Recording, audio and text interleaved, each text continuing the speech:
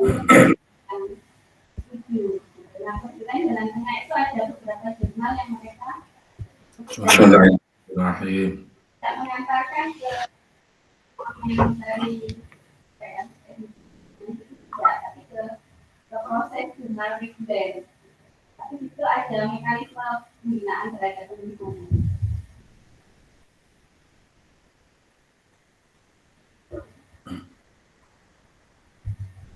Kalau menurut saya sebaiknya masuk flyer karena itu dari atas.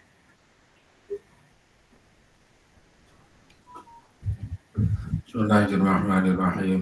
Suara saya sudah jelas? Belum Ustaz. Nggih.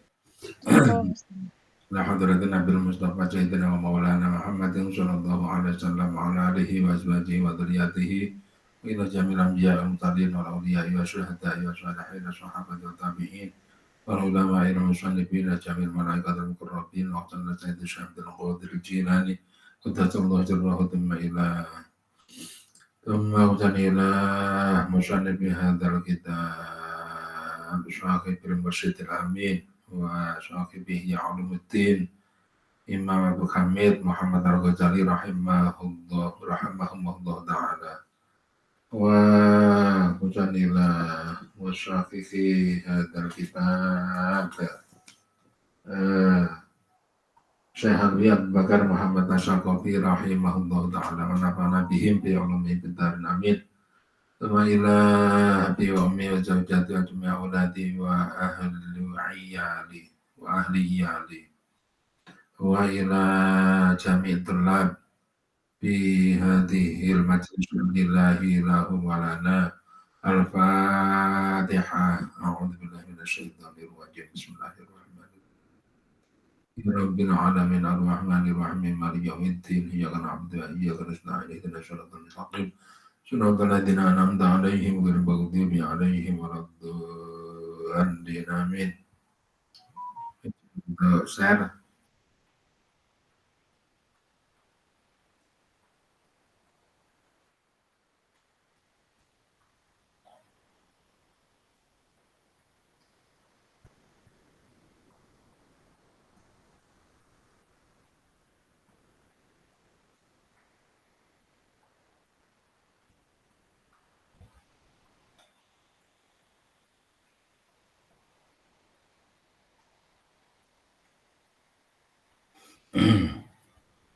Apa sudah kelihatan?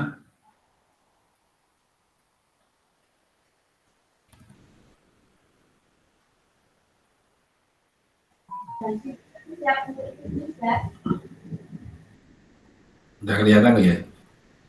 Dereng Ustaz. Dereng ini ketinggalan niki. Rasa monitor layar monitor. Nah, sampun Ustaz. Oh iya. Kemarin mana tanggalnya itu ya? Oh ini 8 bulan 8 ya. Bismillahirrahmanirrahim. Kita lanjutkan. Waqala dan telah bersabda siapa alaihi salam, Nabi alaihi salam. Malam tanhahu sholatuhu anil fahsya'i wal munkar. Man adapun barang siapa itu lam tanha tidak mencegah kepada man apa sholatuhu sholatnya man. Anil fahsya'i dari perbuatan fahsya wal munkari dan munkar. Lam yazdad maka tidak tambah-tambah siapa man minadzahi dari Allah ila bu'dan kecuali jauhnya.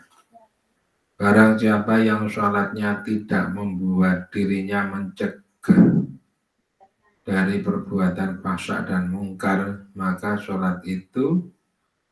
orang itu tidak tambah-tambah dari Allah kecuali hanya jauhnya. Jadi mengerjakan sholat itu ya harus ada target yang bisa dicapai. Kalau mengerjakan sholat nggak bisa tercapai, pencapaiannya apa? Menjauhkan diri dari fahsya dan mungkar. Fahsya itu perbuatan yang keji, mungkar itu perbuatan yang menentang kepada aturan-aturannya Allah, mungkar.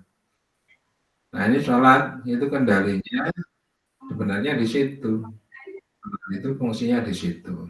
Nah kalau sholat tidak membuat diri seseorang itu untuk tercegah dari perbuatan fahsya mungkar.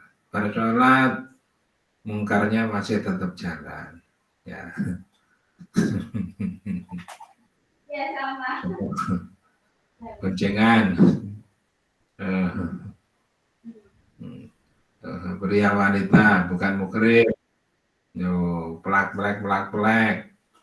Nah, ini kalau sudah diinden terlebih dahulu, besok Gusti Allah juga akan mengurangi pada saat setelah berkeluarga. Ya, kalau sekarang sudah dicicil ya besok ya digerogoti, dikurangi. Ya. Lam yaltad minallahi illa bu'dan. Seperti itu ya. Di sholat itu. Dulu ada.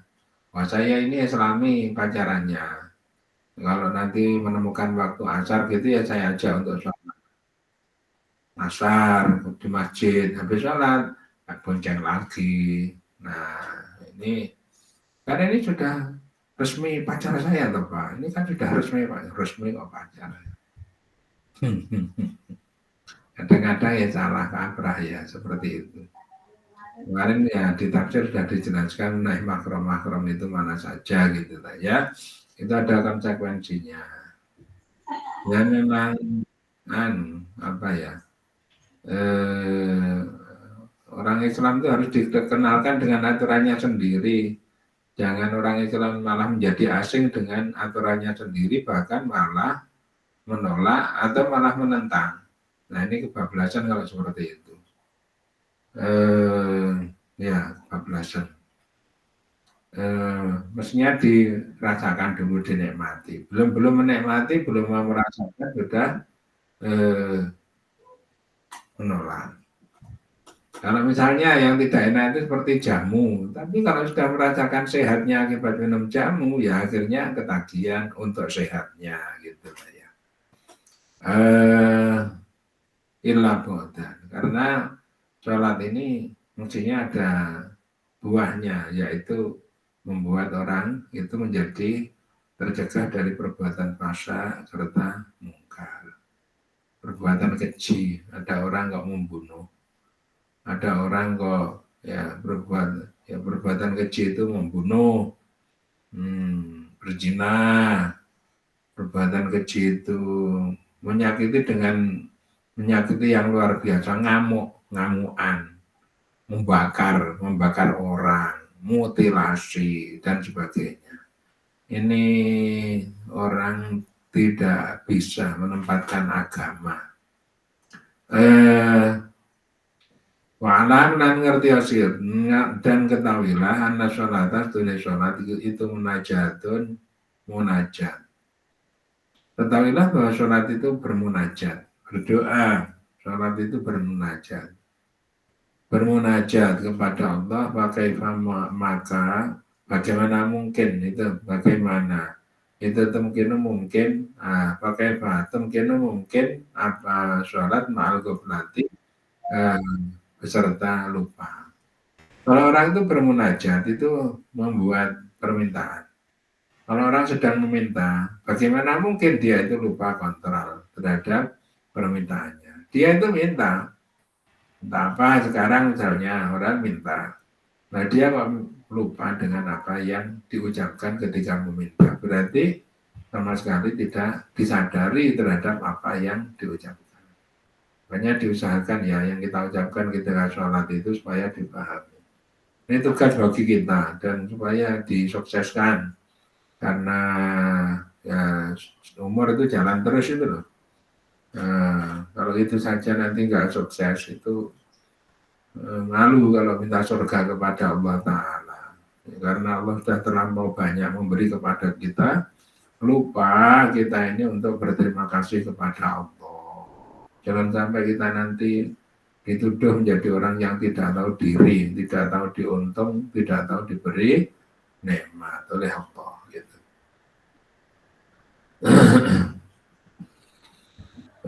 Waqala dan telah bersabda jawab alaihi salam, Nabi alaihi salam, la yanduru, tidak melihat siapa Allah ila sholatin kepada sholat lam yahdur yang tidak hadir. Siapa rajulu orang biha di dalam sholat apa la yuhdiru rajulu la yuhdiru lam yuhdir yang tidak menghadirkan. Siapa rajulu orang biha di dalam sholat kalau bahu akan hatinya rajul ma'abadihi beserta badannya rajul.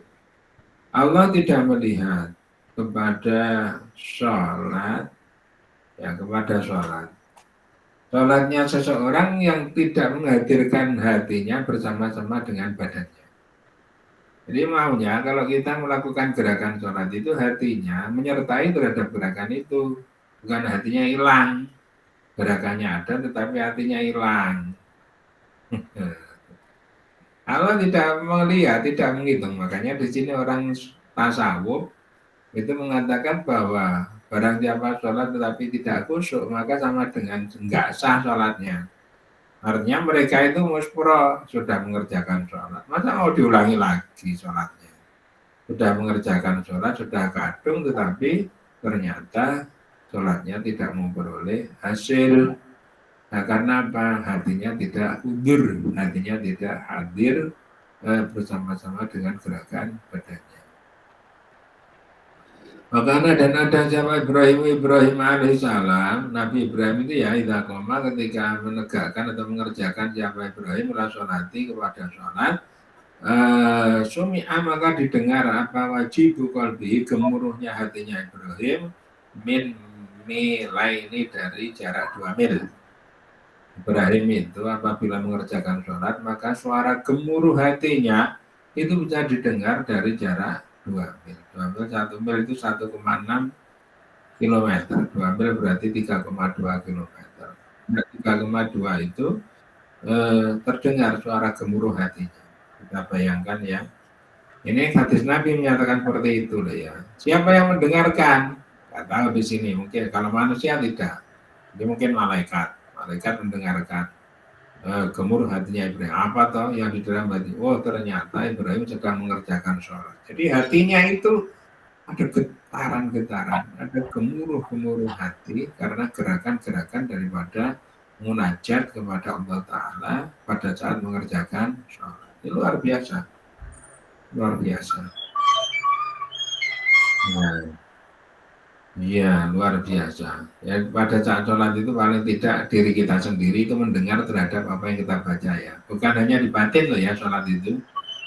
Baca ya dibaca, tapi bacaannya itu kita dengar sendiri. Ya, seukur pada saat kita dalam keadaan sholat sendiri itu mendengar. Nanti ketika sholat jamaah kan agak rame itu suasananya itu karena bareng-bareng. Ya, kalau ketika sholat sendiri kita ini sudah bisa mendengar, maka ketika sholat jamaah apa yang sudah kita sudah kita ucapkan atau kita bisa mendengar terhadap suara umi-umi kita ya sudah mencukupi. Artinya selebihnya hatinya itu dijalankan. Artinya dijalankan. Titik. Fadilah itu bina'il masjidi, fadilah membangun masjid. Ini maksudnya apa ini? Ini nggak terpisah sama tadi. Ini adalah suatu tempat yang mendukung terhadap atau faktor pendukung terhadap kekhusyuan dari sholat. Sholat di pasar ini ya bagaimana mungkin khusyuk. Sholat di pasar itu ya mengerjakan sholat. Iya, mengerjakan sholat. Sholat di pasar mengerjakan sholat. Tetapi kekhusyuannya jangan ditanyakan. Kalau telah berkata siapa alaihissalam, Nabi alaihissalam, man ada barang siapa itu bana membangun siapa man masjid dan akan masjid lillahi karena Allah, walau kam makhasi kontatin, walaupun seperti kurungan burung dara, kurungan dara. Karena maka membangun siapa Allah lah untuk man kasuran akan rumah mewah, rumah bertingkat fil jannati di surga. Barang siapa urunan bangun masjid karena Allah. Urunan bangun masjid karena Allah. Sedikit orang yang peduli kepada hajat membangun masjid. Tetapi jangan dikira yang peduli itu banyak orang yang menolak apabila atau tidak peduli apabila ada tawaran bangun masjid. Tapi jangan dikira bahwa yang peduli itu sedikit, banyak. Ternyata banyak karena dalam tempo yang tertentu pula ternyata masjid itu bisa berdiri. Jadi kalau seperti itu berarti kita sudah kehilangan kesempatan. Padahal kalau kita ini bisa ikut andil di dalam pembangunan itu, maka apa yang kita berikan itu nanti, misalnya tanah, entah itu 1 meter atau setengah meter atau berapapun, atau batu atau semen, maka itu nanti bisa menjadi saksi, atau bahkan selama masjidnya itu digunakan untuk ibadah, maka kita akan mendapatkan pahala jariah terus dari apa yang kita lakukan itu. Sebenarnya gitu. Walaupun masjidnya itu sederhana seperti kurungan darah itu ya sederhana. Walaupun masjidnya itu sederhana, tapi nanti Allah itu akan mengganti dengan suatu bangunan yang indah sekali di surga. Bangunan yang indah di surga. Nah, bangunan yang indah sekali di surga. Inna buyuti. Ini ada footnote 2 itu apa? Hadis ini merupakan hadis qudsi. Hadis qudsi itu adalah hadis yang ucapannya itu langsung redaksinya dari Allah Subhanahu wa taala. Tetapi itu tidak wahyu karena kalau disentuh ini jadi hadis qudsi itu yang berikutnya nih yang akan kita baca. Karena kalau disentuh tidak harus membutuhkan terhadap wudhu, tidak harus dalam keadaan suci. Ini dan bisa fungsi kalau Al-Quran bisa menjadi mukjizat, kalau hadis qudsi itu tidak harus menjadi mukjizat, tidak menjadi mukjizat. Inna buyuti qala dan telah berfirman siapa ta'ala Allah ta'ala inna buyuti sesungguhnya rumahku fi ardi di tanahku itu al-masajid itu masjid-masjid. Aku di bumi itu adalah masjid. Kita melihat masjid itu adalah rumah Allah. Rumah Allah itu rumah yang di dalamnya itu dipakai untuk menyebut nama Allah. Rumah yang di dalamnya dipakai untuk menyebut nama Allah. Jadi kalau di masjid jangan dipakai untuk pingpong. Di dalam masjid jangan dipakai untuk resepsi. Dalam masjid di mana itu dipakai untuk kantor apa. Gitu. Masjid ya, masjid itu ibadah, masjid itu ibadah. Ya, masjid itu ibadah. Semuanya hartanya itu kalau harta wakaf. Ya hati-hati di dalam mengimplementasikan terhadap harta wakaf karena wakaf untuk masjid itu semuanya adalah untuk ibadah. Ya saya itu masya Allah speaker saja itu nggak boleh dipakai untuk mengumumkan RT itu nggak boleh karena nggak ada hubungannya dengan ibadah wakaf. Ya mengumumkan RT itu nggak boleh. Pengumuman ada kerja bakti, pengumuman ada 17 Agustus itu jangan di masjid kalau mengumumkan. Dan kalau mengumumkan sesuatu yang terkait dengan masjid, misalnya sholat gerhana dan sebagainya, mesti diawali dengan Bismillahirrahmanirrahim supaya bisa menjadi ibadah. Ini kalau mau hati-hati ya seperti itu ya.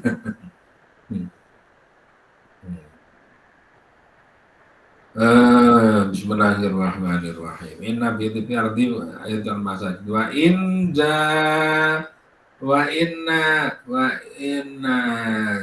juari dan sesungguhnya peziarah-peziarahku biha di dalam ardi di tanah di bumi itu sukanuha orang-orang yang berdomisili di ardi di bumiku. Maaf, sukanuha orang-orang yang orang-orang yang menempati masjid, wa umaruha dan orang-orang yang memakmurkan masjid. Yang disebut dengan pengunjung terhadap tanahnya Allah, rumahnya Allah, pengunjung terhadap rumahnya Allah itu adalah orang-orang yang berdomisili, orang-orang yang menempati terhadap masjid dan memakmurkan terhadap masjid. Nanti masjid ini pakai untuk pasar, entah itu pasar buku atau pasar jajan. Nah, di masjid yang dirembuk adalah urusan-urusan kemakmuran akhirat kalau di masjid. Kalau ngerembuk urusan dunia ya harus dijuruskan kepada akhirat, ngerembuk urusan dunia. Soalnya ini loh untuk apa? Menambah terhadap bangunan yang ada di sebelah ini, kelihatannya kok bagus apabila kita ini melakukan transaksi jual beli apa gitu online. Nah ini masih dalam rangka untuk memakmurkan terhadap masjid. Fatuba, maka beruntung sekali liabdin untuk hamba. Tatahiru, tataharo fi baitihi tumajarani.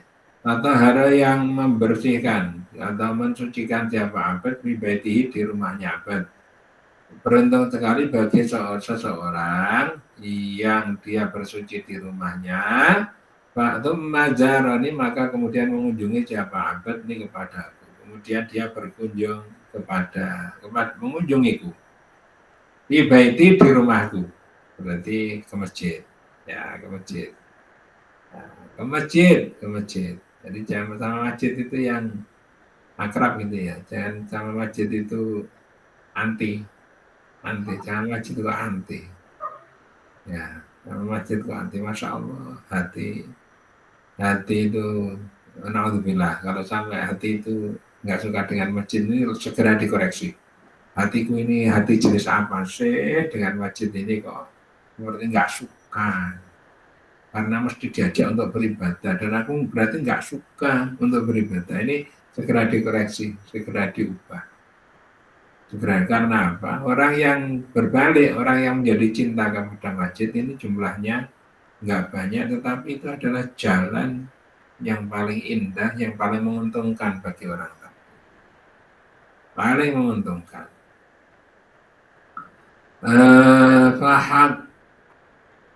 Maka fahakun maka alal majuri kepada orang yang dikunjungi ayu krima, jika memuliakan siapa majur zahirahu akan pengunjungnya majur. Jadi maka menjadi berhak tuan rumah itu memuliakan kepada pengunjungnya, ya, memuliakan kepada pengunjungnya. Apalagi beruntunglah bagi hamba yang membersihkan diri, kemudian membersihkan diri di rumah, kemudian pergi menuju ke masjid.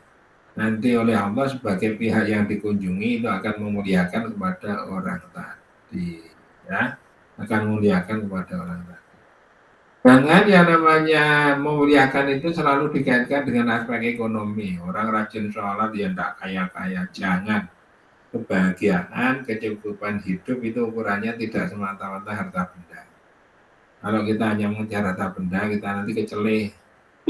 Tapi bukan berarti kita itu antipati dengan itu. Sebenarnya berarti benar apabila diorientasikan untuk memperkuat kedekatan kita kepada Allah Ta'ala. Apa yang saya katakan itu harus dipahami dengan benar. Semua harta benda itu akan supaya diorientasikan untuk dalam rangka mendekatkan diri. Karena apa? Ada yang memberi, asalnya itu ada.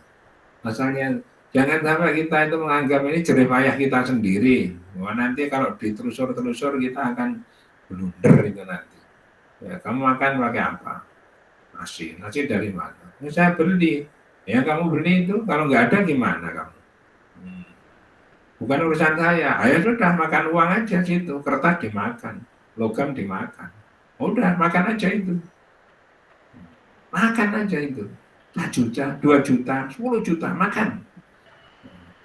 Kalau kambing itu makan kertas masih bisa mengolah. Manusia makan kertas. Jadi macan kertas kan gitu.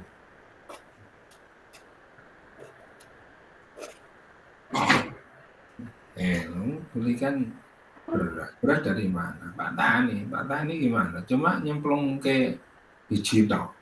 Yang menumbuhkan siapa? Allah yang menumbuhkan. Yang membuat buah siapa? Allah. Masa gitu saja nggak bisa mengaitkan. Masa gitu saja itu nggak kenal.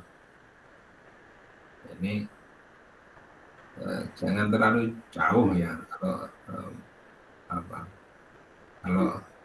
itu jangan terlalu jauh. Harus selalu dikaitkan ke sana. Itu namanya pengaitan secara tidak langsung. Langsung oke, tidak. Kalau langsung itu Allah menurunkan hujan langsung kita minum. Di daerah Gunung Kidul hujan berarti ditampung, hasil tampungannya itu kemudian dipakai langsung untuk masak, untuk mandi, untuk untuk minum langsung dipakai. Dan itu kalau air hujan itu yang paling halal karena langsung turun dari langit kemudian langsung diambil oleh manusia, nggak lewat tanah, nggak lewat apa-apa. Tapi kalau air sumur itu udah lewat mana-mana, ya air mata air itu udah lewat, air sungai itu sudah lewat mana-mana. Bismillahirrahmanirrahim. Maka dan telah bersabda siapa alaihissalam, Nabi alaihissalam, itu ketika melihat siapa kalian semua rajul akan seseorang yang memilih siapa rajul masjid kepada masjid, itu maka saksikanlah olehmu lahu untuk rajul bil imani kelawan iman.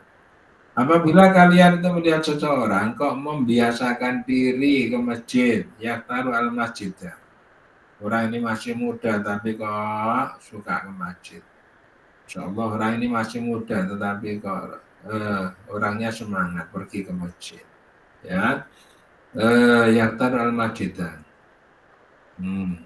Wasyhadu lahu bil, saksikanlah olehmu bahwa dia itu adalah orang yang iman. Wasyhadu bil iman, saksikan bahwa dia ini orang yang iman. Peduli kepada masjid. Karena dia tahu bagaimana berkomunikasi atau bertemu dengan Allah. Kalau orang tahu bertemu dengan Allah berada di dunia real ini berarti dia sudah lebih maju satu langkah. Caranya bertemu dengan dan yang gaib itu seperti itu. Jadi jangan ditarik Allah itu supaya bertemu dengan kita di dunia real. Karena di dunia real itu berarti lebih rendah levelnya dibandingkan dengan dunia gaib. Bisa dipelajari pada tingkatan-tingkatan dimensi. Dimensi 1, dimensi 2, dimensi 3, dimensi 4. Jadi ya, dimensi yang lebih tinggi itu menguasai pada dimensi yang lebih rendah. Dan ukuran-ukurannya menjadi berbeda. Orang yang berada di dimensi 3 itu yang namanya definisi senang itu seperti itu. Kebendaan, sifatnya materi itu dimensi 3. Materi itu hanya di dunia, itu dimensi 3. Hidup itu hanya di dunia. Orang itu riwayatnya ya lahir, tumbuh, kemudian bekerja, mati, sudah, titik. Ini dimensi 3. Tapi dan diri kita ini termasuk ke dimensi 4. Berarti menjadi gembira, berarti menjadi sedih. Tolong suara. That's not.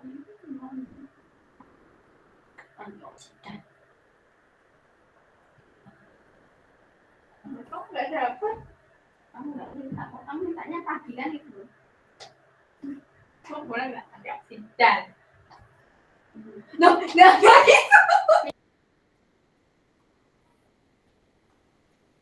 Ya.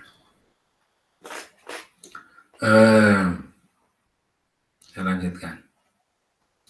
Kalau telah berkata siapa Anas. Jadi orang tadi itu orang membawa iman.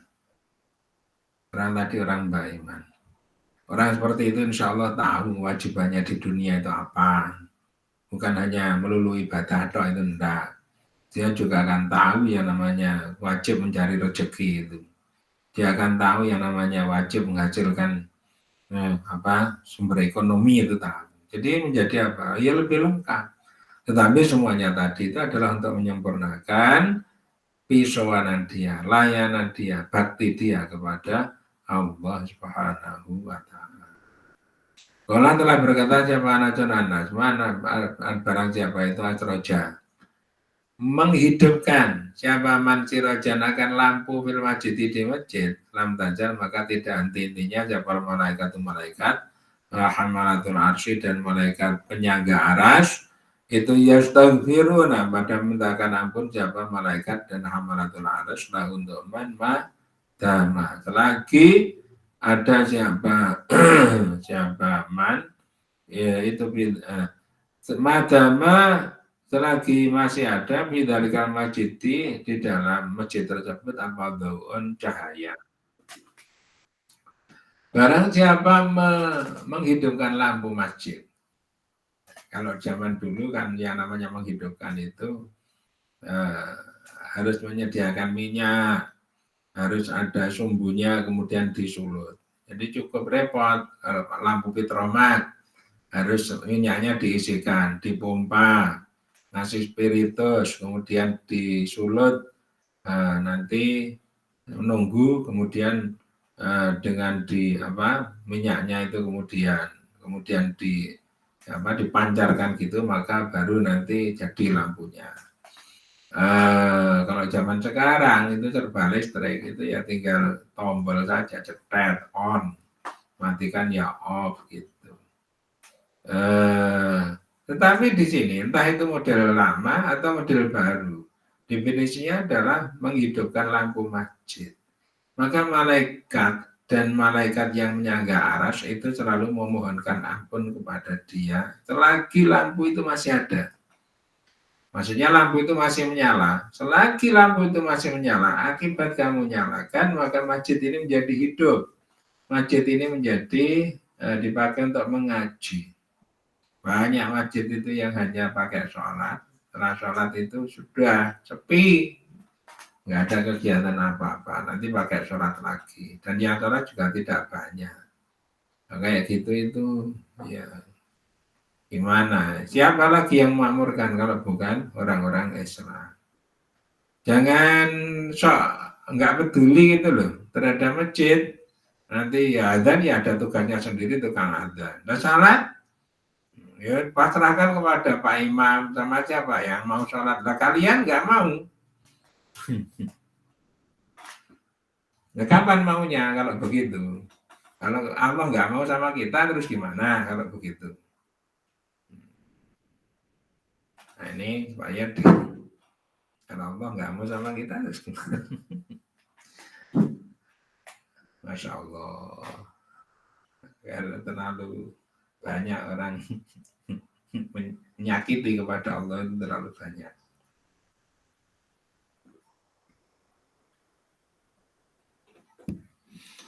Ya, masjid itu innama ya'muru masajidallah, dalam surat At-Taubah itu ada innama ya'muru masajidallahi man amana billahi wal yawmil akhir wa aqama sholata wa ata zakata wa lam yakhsha illallah fa asa ulaika yakunu minal muhtadin.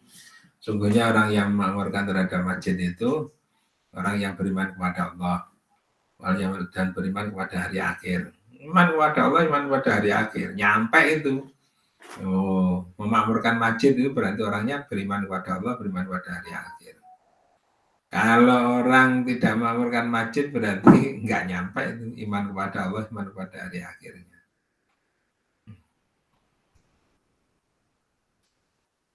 Pinter, orang yang memakmurkan masjid itu pinter.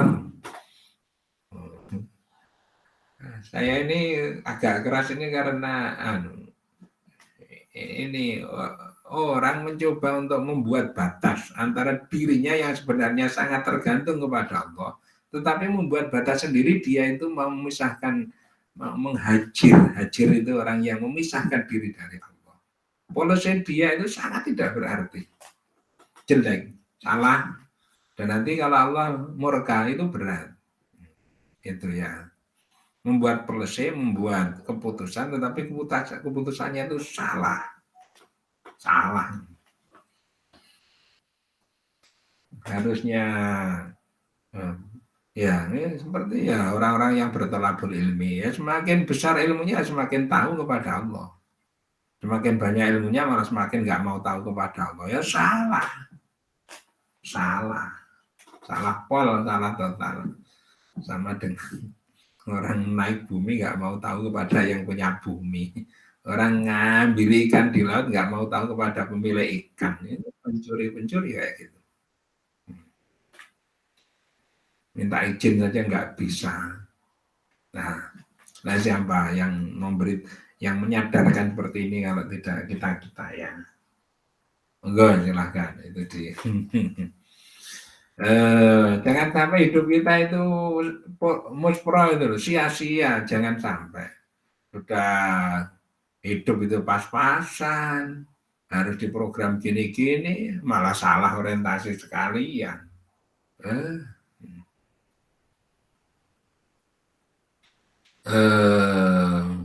Dari mana?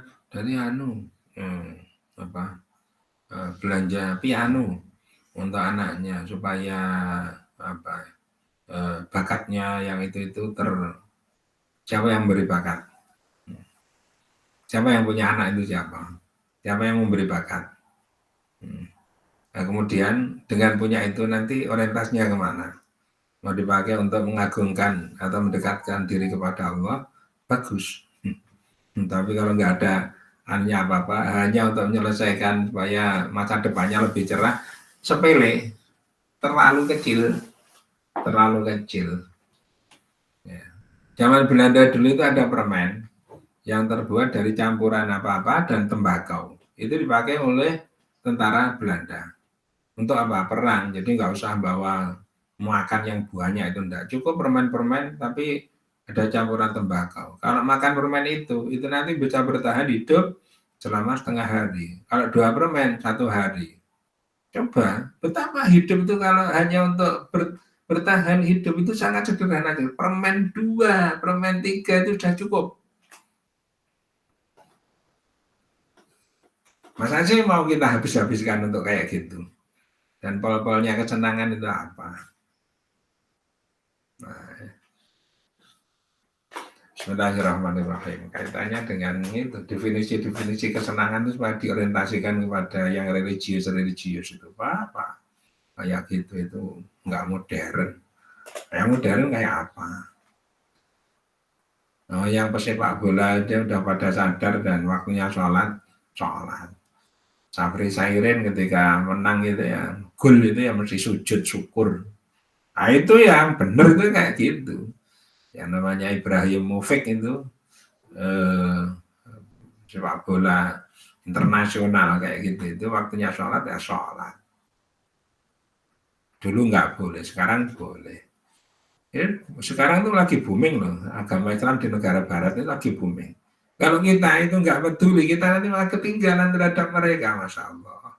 Kita ini sudah mengaku Islamnya sudah lama, tetapi malah kualitasnya ketinggalan kepada mereka. Masya Allah. Ya, titik. Faslun. Suatu fasal. Fi kaifiyati til a'mali di dalam caranya beberapa aktivitas al-dhahirati yang tampak atau yang dhahir minas sholati dari sholat. Ini agak fikih sedikit karena ini yang dipantau, yang disorot adalah amal ad-dhahirah minas sholat. Amal ad-dhahirah, amal-amal yang tampak dari sholat. Amal-amal yang tampak dari sholat. Kaifiyatil amal ad-dhahirah minas sholat. Cara, tapi apa? Supaya dipenuhkan itu agar supaya memudahkan kita di dalam mengorientasikan dari aktivitas sholat kita, mengarahkan untuk memperoleh tujuan dari sholat. Contoh, kalau kita misalnya dibonceng naik kendaraan sepeda motor atau kita membonceng, mengapa kita ini dadak ngatur-ngatur posisi? Kadang-kadang pantat kita itu loh kurang ke depan, kurang ke kiri, kanan, dan udah ini udah pas. Kenapa gitu? Itu berarti mencari posisi yang paling nyaman sehingga apabila kita naik kendaraan bisa nikmat dan bisa bertahan lama. Wah, coba dibonceng miring itu ya, sekuat-kuatnya dibonceng miring kalau jaraknya berpuluh-puluh kilo ya nggak kuat itu. Gonceng miring. Karena apa? Dalam bahasa kita itu tenaga potensialnya terlalu besar. Kalau kayak gitu itu supaya diminimalisir tenaga potensi. Pasti nanti arahnya kalau ke matematika ya rumuskan dulu tenaga potensial dan itu tergantung pada posisi, variabelnya posisi. Kemudian ambil derivasi pertama atau turunan pertama terhadap posisi itu sama dengan 0 minimal. Nanti kemudian ketemu hasilnya itu berapa. X-nya itu sama dengan berapa. Caranya, konsepnya itu kayak gitu, untuk mengaitkan antara hukumnya Allah itu dengan ilmu kita. Kalau udah gitu itu ibadah, membuat rumus itu ibadah. Jadi membuat rumus itu sama dengan membuat rumus itu sama dengan amal jariah, karena memudahkan untuk melihat hukum-hukum yang lebih besar dari Allah Subhanahu wa Ta'ala. Itu ya, yang bisa menunjukkan F sama dengan K sama dengan M, G, M kali G atau G besar, M1, M2 dibagi dengan R kuadrat. Itu kalau orang beriman itu dapat jariah terus itu. Ya, dapat jariah terus karena dia bisa memberitahu kepada masyarakat, ini loh hukumnya Allah itu yang berlaku di alam semesta berupa tarik-menarik antara dua buah benda yang berada pada jarak tertentu. Orang mengatakan itu sebagai hukum gravitasi Newton. Newton itu apa? Pembuat, bukan penemu. Betul, penemu itu hanya menemukan, mengamati. Ya, penemu itu betul. Tapi penemu itu bukan pemilik. Penemu pemilik. Yang memiliki Allah, gitu loh ya. Yang memiliki Allah. Yang melihat pertama kali manusia. Di sini terjadi kompetisi. Kenapa kita ini tidak menemukan? Jangan kecil hati, masih terlalu banyak hal-hal yang belum ditemukan, itu masih terlalu banyak. Ya, masih terlalu banyak. Silahkan kita berkompetisi ke sana. Bismillahirrahmanirrahim. Yang bagi selayaknya lil musalli, untuk orang yang sholat idza faragha, ketika telah selesai siapa musalli minal wudhu, dari wudhu, wa taharatil khubuti, dan bersuci dari al-khubus kayak hadas gitu ya, wal qalbi, dan hati, wal makani, dan tempat, wa min satril aurati, dan dari menutup aurat, minasyurrati, dari mulai dari pusar ila rubati sampai kepada lutut, apa iyan tasibah, selayaknya bagi orang yang akan sholat, berarti prepare, mempersiapkan sholat. Ingat, sholat itu butuh dipersiapkan. Nggak main lari aja kemudian mengerjakan sholat. Idza faragha, ketika dia sudah selesai dari wudhu menghilangkan hadas itu ya, sudah selesai. Kemudian juga mensucikan hati. Artinya disucikan itu adalah kalau lapar makan dulu, baru mengerjakan sholat. Karena apa? Sholat itu supaya dikejar khusyuknya. Khusyuk itu merupakan inti dari sholat. Kalau Bapak Ibu misalnya jam 12 sudah zuhur, tapi masih capek habis dari misalnya sekolah atau gimana, pulang ke rumah capek. Kalau sholat langsung itu masih gembrobios, kemeringat, panas, kemudian bajunya juga masih berkeringat, Allah Akbar, pasti tidak khusyuk. Ini kalau jenengan undur barang misalnya 5-10 menit, kemudian tubuh itu menjadi nyaman, lebih enak, itu enggak apa-apa. Begitu kan enggak apa-apa. Ya, mengundur waktu sholat, karena waktu sholat itu, mengundur itu merupakan faktor pendukung dari sholat. Intinya sholat itu mencari kekhusyuan. Inti. Jadi mencari inti dengan mengorbankan faktor pendukung itu boleh. Jangan dibalik, mengutamakan faktor pendukung tetapi intinya tidak kena. Sholat awal waktu, kentar-kentar, panas-panas, gembrobios, kemudian mengerjakan sholat. Enggak bisa khusyuk sama sekali. Sudah sholat, sudah dapat apa, ayo enggak bisa khusyuk. Ini kehilangan intinya. Jadi dalam usul, dalam kaidah fikih itu sudah diungkapkan di situ ya. Mengutamakan inti itu lebih ya inti itu lebih diutamakan dibanding dengan mengerjakan faktor pendukung, mengutamakan faktor pendukung. Misalnya kita sholat, ternyata ada ular di dekat kita, atau ada kelabang. Nah ini kita kehilangan kekhusyuan, gimana? Yaitu diselesaikan dulu urusan itu. Jadi apa-apa, diselesaikan dulu urusan itu. Kalau sudah selesai baru kita mengerjakan sholat. Bismillahirrahmanirrahim. Logis sebenarnya kayak gitu itu logis. Bismillahirrahmanirrahim. Wal makan, tempat juga sudah dalam keadaan suci tempatnya, makan sudah disiapkan tempatnya. Wa min satir aurati minasurati ila rukbati. Menutup aurat mulai dari pusar sampai ke lutut. Nah, saya mengingatkan ya, walaupun kita ini kalau dalam sholat batasnya antara rukbah, antara surah dan rukbah, antara pusar sampai kepada lutut. Nah itu ya itu sebenarnya minimal tetapi seukur dengan perkembangan zaman. Kalau zaman dulu memang memungkinkan sekali terjadi kondisi seperti itu, misalnya seperti Abu Hurairah, orang-orang yang berada di serambi Masjid Nabawi, itu seperti itu keadaannya, seperti orang itu hanya punya satu sarung.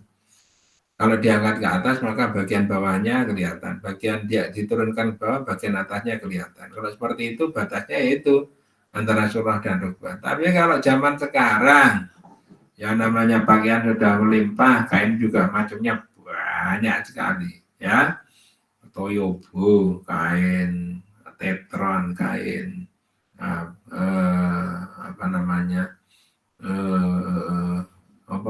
jenenge levis, kain apa meneh itu banyak jenisnya. Beli juga mampu. Nah, di sini ya disempurnakan. Termasuk juga dalam hidup sehari-hari, coba itu ditutup ya, baik laki-laki juga jangan gampang-gampang yang namanya udel kelihatan, kemudian dengkul juga kelihatan. Apa nggak boleh? Nggak boleh saja, sakarepmu.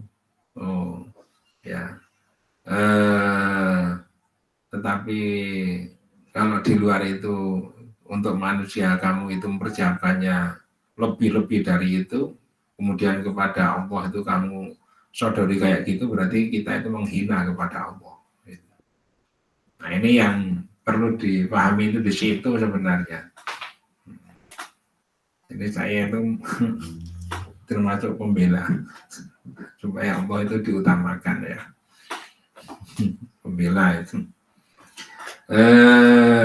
Bismillahirrahmanirrahim. Karena telah terlalu banyak memberi kita Allah itu ya. Coba kita ini mengalah untuk menghargai kepada Allah itu secara ikhlas menghargai kepada Allah. Kalau kita ini beli jilbab itu rezekinya juga dari Allah. Nah, kalau kita memberi yang ikhlas melayani kepada Allah itu yang ikhlas. Nanti Allah biar sayang kepada kita. Wah enak kalau disayang oleh Allah itu enak. Gitu. Bismillahirrahmanirrahim. Kalau sudah prepare-nya sudah oke kayak gitu, ayyan tasibah, supaya memasang siapa musalli qaiman dalam keadaan berdiri mutawajihan dan menghadap ilal kiblati kepada kiblat. Sekarang berdiri, cari tempat berdiri menghadap kiblat. Bisa di shop awal itu apa toh? Di shop awal, karena shop awal itu depannya tembok. Kalau depannya tembok itu berarti tidak ada yang lalu lalang. Kalau nggak ada lalu lalang itu menjadi mudah untuk konsentrasi gitu loh ya. Tapi kalau tidak di shop awal itu nanti ya depannya itu orang gerak-gerak dan sebagainya. Maka dia harus berusaha lebih fokus agar supaya tidak terganggu oleh gerakan-gerakan orang lain. Ilal kiblati wa yuzawiju dan memasangkan siapa musalli baina qadamaihi antara kedua telapak kakinya. Musalli wala yadhummahuma dan tidak mengumpulkan siapa musalli huma kepada qadamaihi albatatan sama sekali. Bainahu jadi menghadap ke arah kiblat kemudian berdiri. Ketika berdiri itu posisi dari telapak kaki itu supaya diluruskan dengan tubuh kita. Diluruskan dengan tubuh kita. Diluruskan dengan tubuh kita pada saat berdiri. Lurus. Jangan terlalu jangan terlalu dikumpulkan. Kalau terlalu dikumpulkan kaki kiri, kaki kanan, telapak kaki kiri, kanan itu gandeng gitu. Maka ini mudah sekali bagi kita itu untuk jatuh. Nanti kalau berat ke kiri sedikit itu bisa jatuh, berat ke kanan sedikit itu bisa jatuh. Itu namanya kesetimbangan labil. Nah, pelajari toh di fisika kesetimbangan labil. Ada kesetimbangan stabil, ada kesetimbangan labil. Itu labil itu kayak gitu. Fa'innahu alaihi salam naha anisofni. Karena sungguhnya Nabi itu melarang mencegah dari asyafan wasafti fi sholat. Mencegah dari asyafan wasafat fi sholat di dalam sholat. Apa itu asyafan dan asafat itu? Wasaf itu ada pun asafat. Ini dijelaskan di sini. Itu ikranul qadama ini menggabungkan dua telapak kaki ma'an bersama-sama. Ini asyafat. Menggandengkan dua telapak kaki. Jangan digandengkan. Wa minhu dan itu dari kata asyafat. Qauluhu ta'ala adapun firman-Nya Allah Ta'ala. Ini ada Al-Quran menyatakan muqarranina fil asfad pada bareng-bareng semuanya fil asfati di dalam asfad, di dalam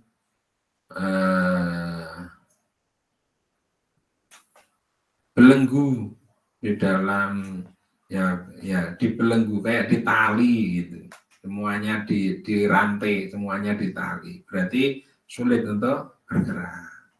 Tapi juga Nabi melarang asyafan wasafnu ada bensopan sopan itu rokum iktari jelah ini mengangkat salah satu dari kedua kaki. Cuma kalau orang itu berdiri berpidato di mimbar, kadang-kadang kakinya itu yang satu kan ditekuk, tahu ya ditekuk tidak berdiri tegak. Itu juga jangan, itu namanya asyafan. Nah, itu ada ayatnya wa minhu dan itu dari asyafan qauluhu ta'ala adapun firman-Nya Allah Ta'ala id'a uridu alaihi bil asyi asyafinatul jihad.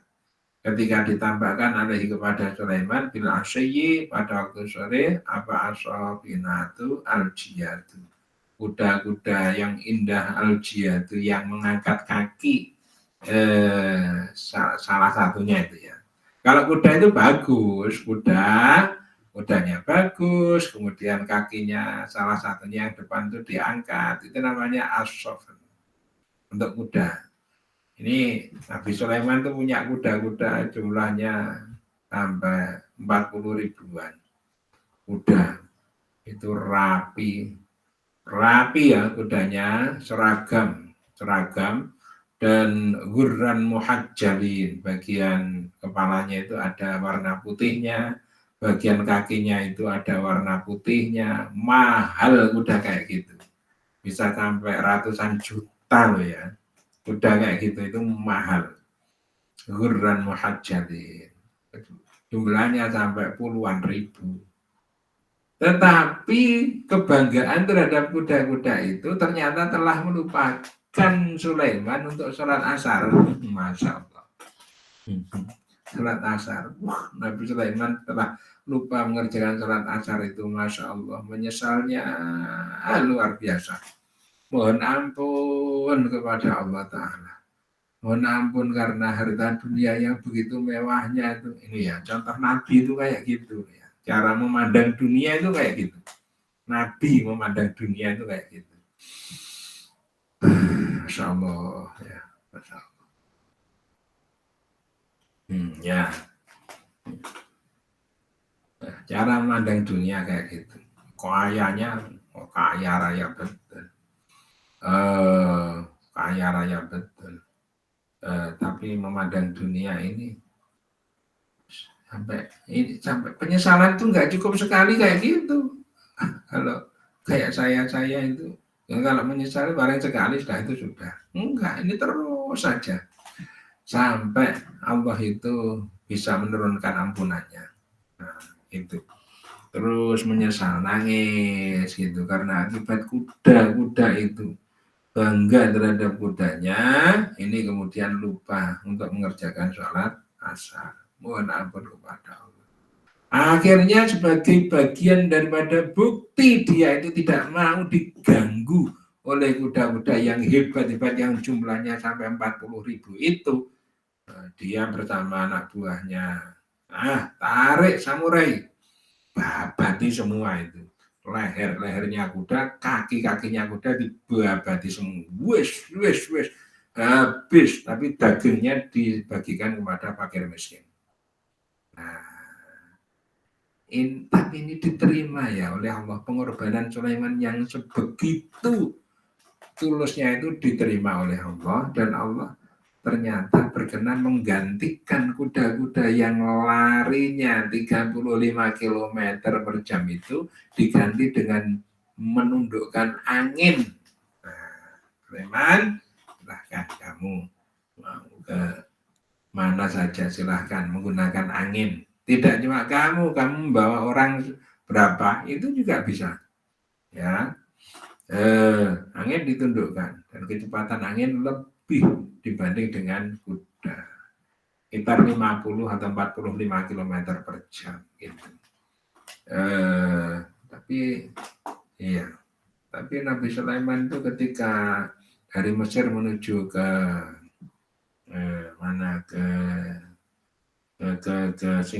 Bilqis, berarti di Yaman itu sekitar 1 jam ya, padahal jaraknya 2.500 km. 2.500 km, 1 jam. Memang ada yang menyatakan kecepatan angin itu bisa mencapai 2.500 km per jam. Kecepatan suara berapa? Pesawat ultrasonik itu bisa melebihi terhadap kecepatan suara. Pesawatnya sudah di depan, suaranya baru gara-gara di belakang. Kecepatan pesawat itu 700 km per jam. 700 km per jam. Kecepatan suara ya rata-rata sekitar 341 km per jam. Nah, gitu. Oke. Bismillahirrahmanirrahim.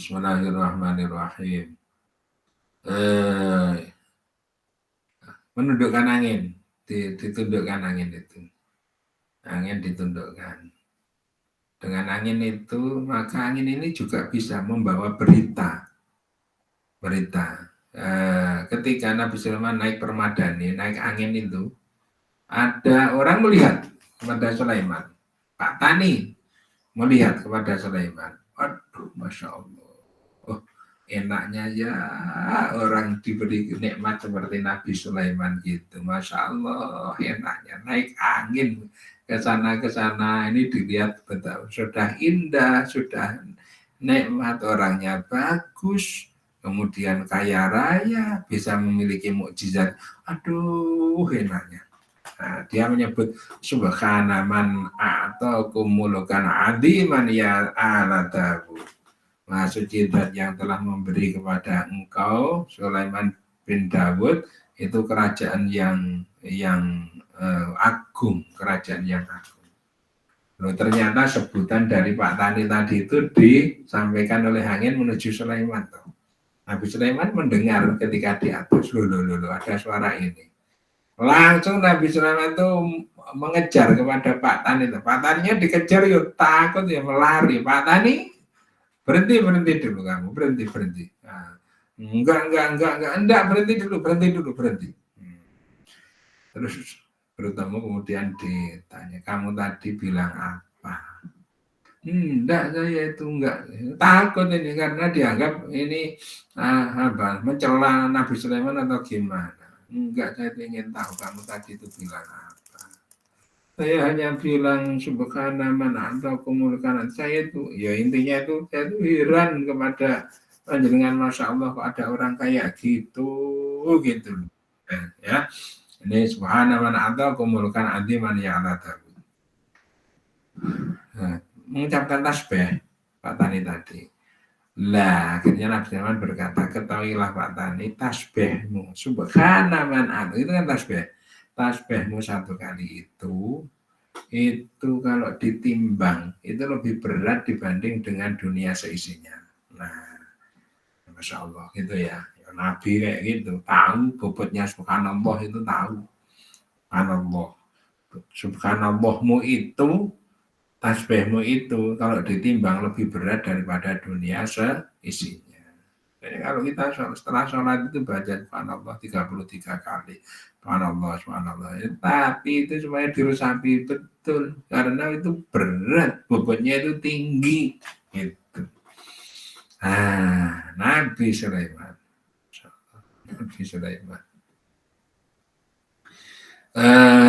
Sofinatul jihad. Wayat ruku dan menundukkan siapa? Musalli ra'sahu akan kepalanya musalli. Wayak suruh dan memperpendek siapa musalli, basaruhu akan pandangannya musalli ala musallahu kepada tempat sholatnya musalli. Kalau sholat kepalanya menunduk, jangan menghadap ke depan, apalagi menghadap ke atas. Matanya jangan memandang ke depan, jangan memandang ke atas, tapi memandang di tempat sholat.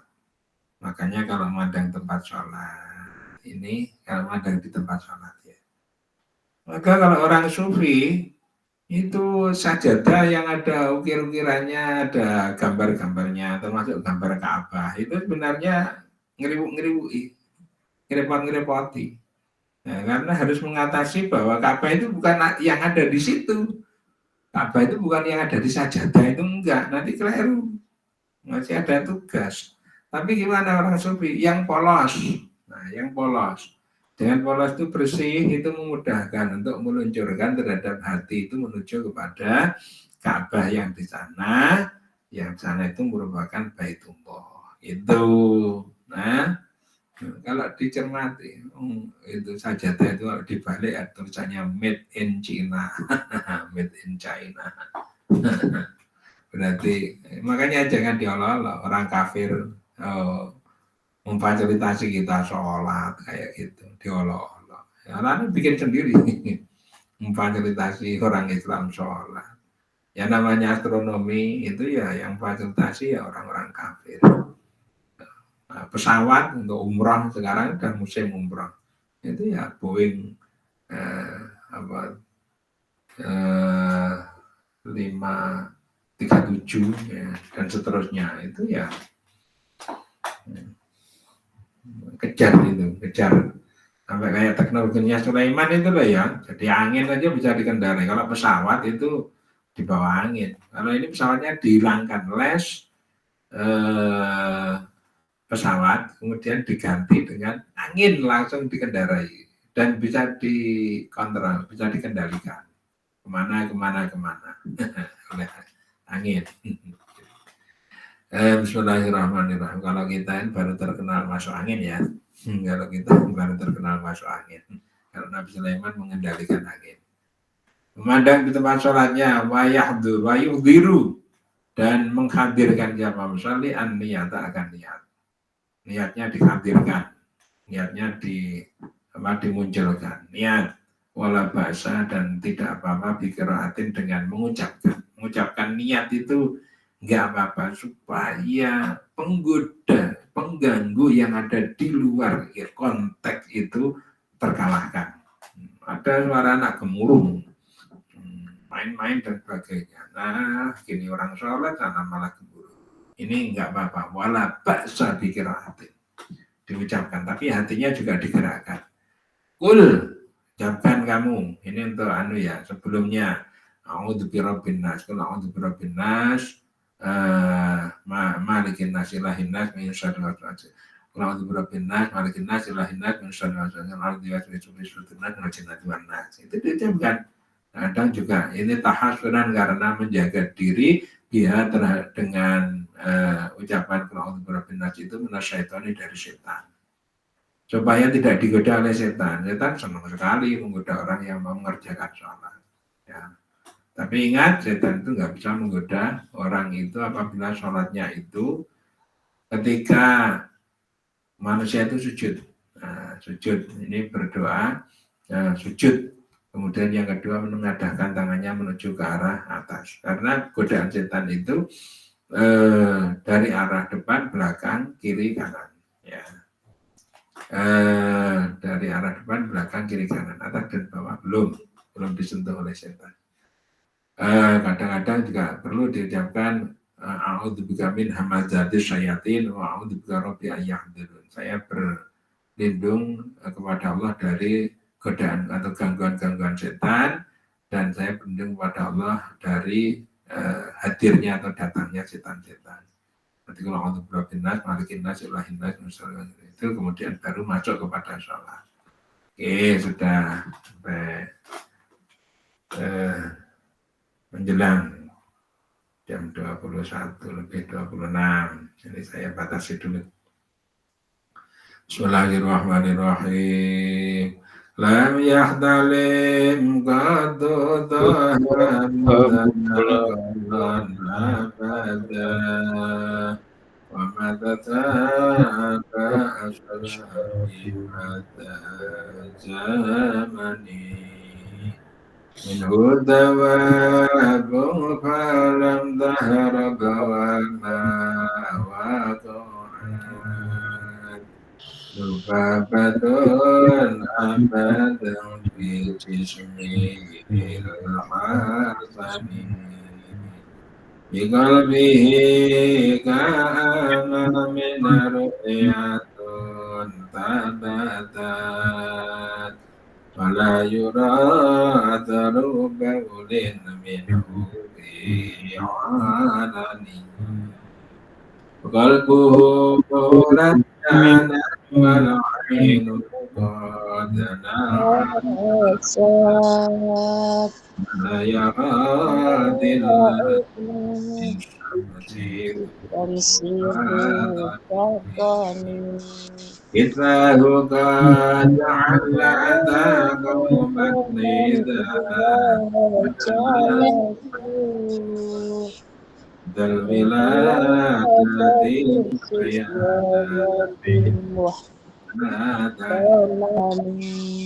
القصائص محمد هذا كن أميرا من شر نار وحميد.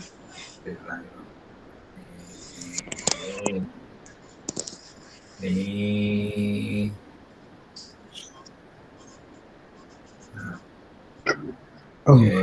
recordingnya mati nih.